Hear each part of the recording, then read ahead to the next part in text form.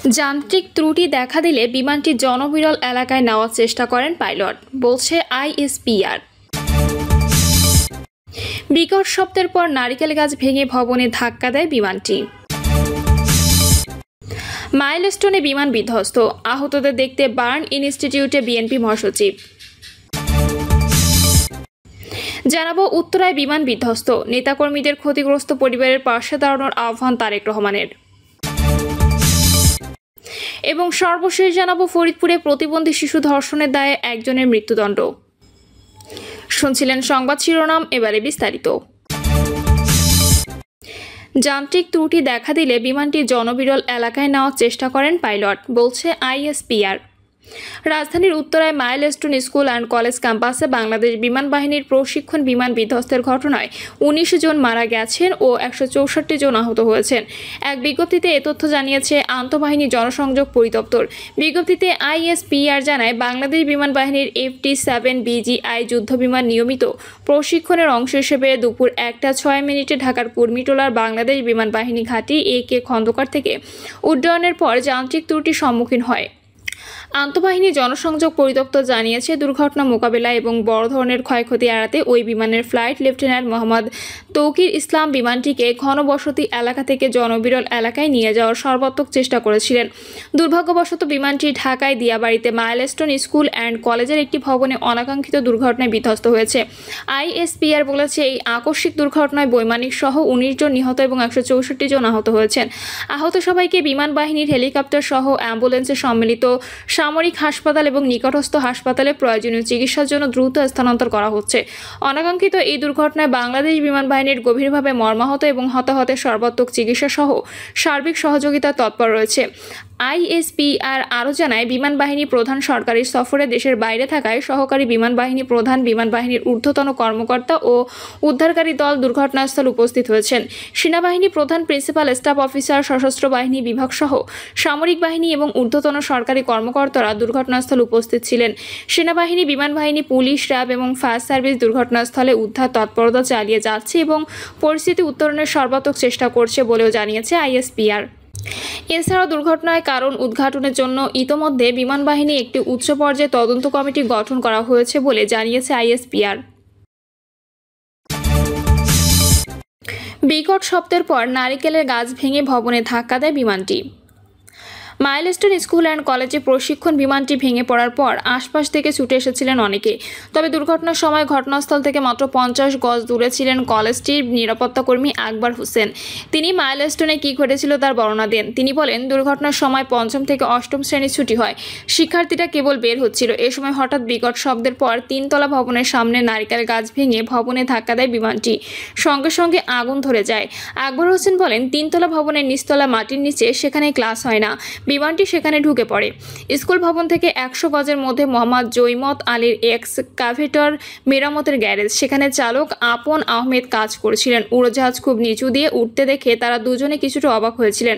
কয়েক মুহূর্ত পরে বিকট শব্দ শুনে তারা প্রথমে ছুটে যান পাশের মেট্রো রেলের ডিপোর দিকে। পরে তারা দেখেন স্কুল থেকে আগুন বের হচ্ছে। এদিকে দ্বাদশ শ্রেণীর এক শিক্ষার্থী বলেন, আমরা যখন ক্লাসে ছিলাম তখন বিস্ফোরণের মতো একটা শব্দ হয়েছে।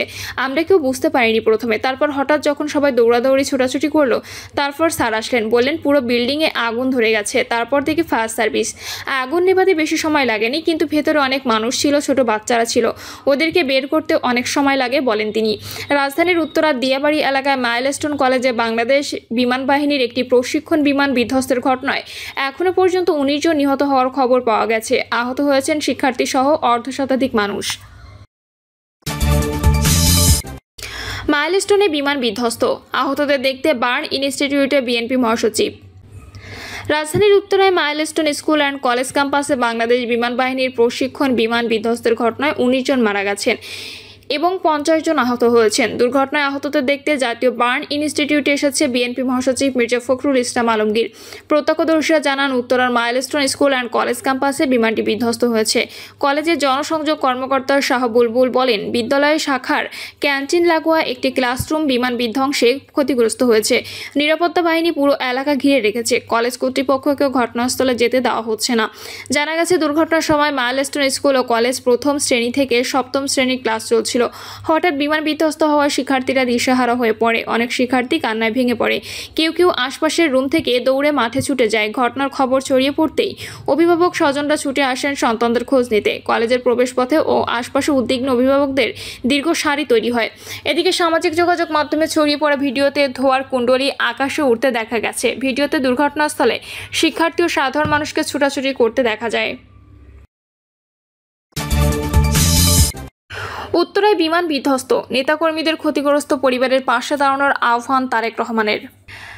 রাজধানীর উত্তরায় মাইলস্টোন স্কুল অ্যান্ড কলেজ ক্যাম্পাসে বাংলাদেশ বিমান বাহিনীর প্রশিক্ষণ বিমান বিধ্বংসের ঘটনায় গভীর শোক ও দুঃখ প্রকাশ করেছে বাংলাদেশ জাতীয়তাবাদী দলের ভারপ্রাপ্ত চেয়ারম্যান তারেক রহমান। এই মর্মান্তিক দুর্ঘটনায় হতাহতের প্রতি তিনি গভীর সমবেদনা জানিয়েছেন এবং ক্ষতিগ্রস্তদের পাশে দাঁড়ানোর জন্য দলের নেতাকর্মীদের প্রতি আহ্বান জানিয়েছেন। বাংলাদেশ সময় বিকেল 3টায় এক ফেসবুক পোস্টে তারেক রহমান এসব কথা বলেন। তিনি লিখেছেন, মাইলস্টোন কলেজে ঘটে যাওয়া মর্মান্তিক বিমান দুর্ঘটনায় আমরা শোকাহত। একটি শিক্ষা প্রতিষ্ঠান যেখানে একটি শিশু, কিশোর কিংবা তরুণ তার শিক্ষা, বিকাশ ও নিরাপত্তা নিয়ে আশাবাদী হয়ে ওঠে, সেই পরিবেশে এমন ভয়াবহতা কখনো কাম্য নয়। এই ঘটনায় নিহত শিক্ষার্থীর আত্মার মাগফিরাত কামনা করছি এবং আহতদের দ্রুত সুস্থতা কামনা করছি। এ সময় তিনি বিএনপি নেতাকর্মী ও সংশ্লিষ্ট পেশাজীবীদের ক্ষতিগ্রস্ত পরিবারের পাশে দাঁড়ানোর আহ্বান জানান। তারেক রহমান আরও বলেন, এই দুঃসময়ে আমাদের জাতি হিসেবে ঐক্যবদ্ধভাবে এই সংকট মোকাবিলা করতে হবে। ফরিদপুরে প্রতিবন্ধী শিশু ধর্ষণের দায়ে একজনের মৃত্যুদণ্ড। ফরিদপুরে শারীরিক ও মানসিক প্রতিবন্ধী এক শিশুকে ধর্ষণের দায়ে মোহাম্মদ নুরুদ্দিন মোল্লাকে মৃত্যুদণ্ডের আদেশ দিয়েছে আদালত। একই সঙ্গে 5 লক্ষ টাকা অর্থদণ্ডে দণ্ডিত করার নির্দেশ দেওয়া হয়, যা জেলা প্রশাসন আসামির জমিজমা বিক্রি করে ভিকটিমকে প্রদান করবেন বলে রায়ে উল্লেখ করা হয়। ফরিদপুর নারী ও শিশু নির্যাতন দমন ট্রাইব্যুনালের বিজ্ঞ বিচারক শামীমা পারভীন এ রায় দেন। এ সময় আসামি আদালতে উপস্থিত ছিলেন। পরে তাকে জেল হাজতে নিয়ে যাওয়া হয়। মামলার এজাহার সূত্রে জানা যায়, গত 2023 সালে 23শে সেপ্টেম্বর বিকালে সদর উপজেলার কানাইপুর ইউনিয়নের কোষা গোপালপুরের বাড়িতে শারীরিক ও মানসিক প্রতিবন্ধী শিশুকন্যাকে একা পেয়ে ধর্ষণ করে নুরুদ্দিন। এ সময় শিশুকন্যার পিতা কাজের জন্য বাড়ির বাহিরে ছিল। এ সুযোগে প্রতিবেশী নুরুদ্দিন মোল্লা ওই প্রতিবন্ধী শিশুকন্যাকে ধর্ষণ করে। মেয়েটির চাচাতো ভাই বিষয়টি জানলা দিয়ে দেখে ফেললে নুরুদ্দিন মোল্লা পালিয়ে যায়। পরে প্রতিবেশীরা শিশুটিকে উদ্ধার করে ফরিদপুর মেডিকেল কলেজ হাসপাতালে নিয়ে ভর্তি করে। এই ঘটনায় শিশুকন্যার পিতা ফরিদপুর কোতোয়ালি থানার একটি ধর্ষণ মামলা দায়ের করে।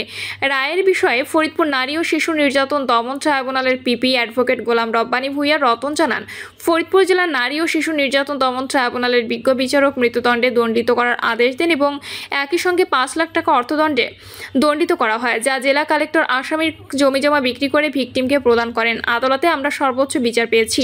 এই রাষ্ট্রপক্ষ সন্তুষ্ট বলে তিনি জানান। প্রিয় দর্শক, এই ছিল এখনকার সর্বশেষ সংবাদ। আপডেট সব সংবাদ পেতে চ্যানেলটি সাবস্ক্রাইব করে বেল আইকনটি ক্লিক করে রাখুন।